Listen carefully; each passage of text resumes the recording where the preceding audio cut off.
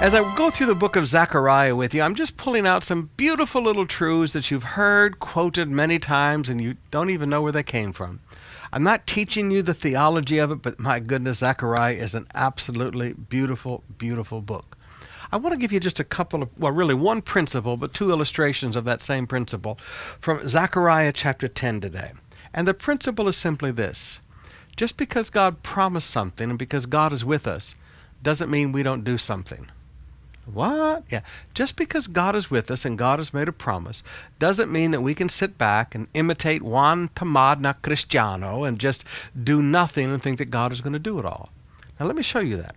Chapter 10, verse 1. Ask the Lord for rain in the springtime, or the time of the rain. It is the Lord who makes the storm clouds. He gives the showers of rain to men and plants of the field to everyone. Now notice, God sends the rain, but he says you ask for the rain. Now come down to verse 5. Together they will be like mighty men, trampling the muddy streets in battle. Because the Lord is with them, they will fight and overthrow the horsemen. Now notice, God is with them, but they still had to fight. Now brothers and sisters, sometimes modern Christianity makes God look like a vending machine where God just automatically does everything because of grace in your life, and you just sit back and do nothing. No, faith is a partnership. Abraham and the others received by faith and by patience.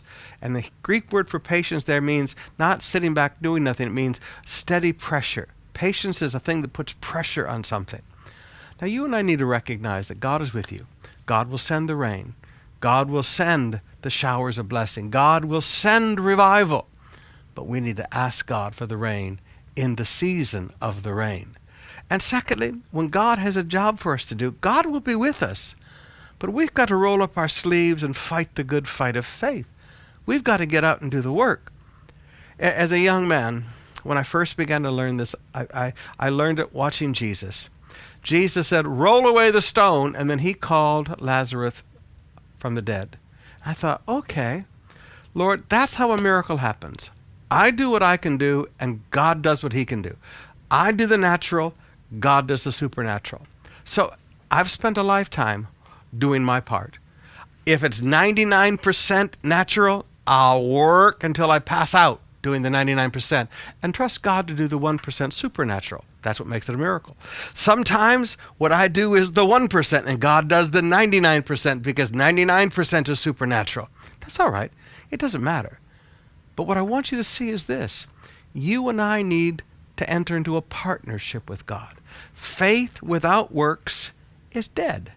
Now some of you, God promised to give me a business, but forgive me, you're not doing anything. God promised to give my family a house and lot, but forgive me, you're not doing anything. You're not saving any money. You're not out looking for property. You've got to put some works with your faith. God is with you, but you still have to fight the battle.